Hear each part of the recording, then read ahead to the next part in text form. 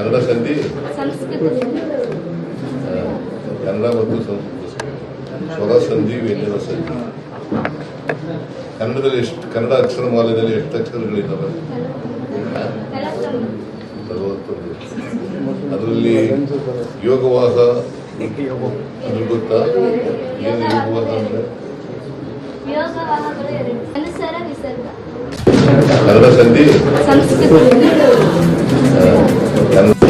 ಕನ್ನಡ ಸಂಧಿ ಸಂಸ್ಕೃತ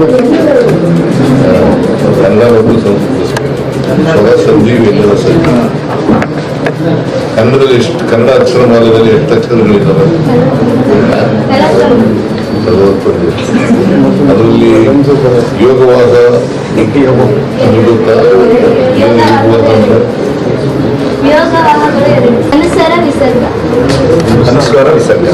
ಸ್ವರ ಅಂದ್ರೆ ಏನು? ಸ್ವತಂತ್ರವಾಗಿ ಉಚ್ಚರಿಸಲ್ಪಡುವ ಅಕ್ಷರವೇ ಸ್ವರ. ಸ್ವತಂತ್ರವಾಗಿ ಉಚ್ಚರಿಸಲ್ಪಡುವ ಅಕ್ಷರ ಸ್ವರ ಅಂತ ಕರಿತೀವಿ. ವ್ಯಂಜನಗಳು ಸ್ವರಗಳ ಸಹಾಯದಿಂದ ಉಚ್ಚರಿಸಲ್ಪಡುವ ಸಿದ್ಧ ಕಣು ಪ್ರಾಣ ಕೊಡುಗೆ ಇನ್ನೆಲ್ಲ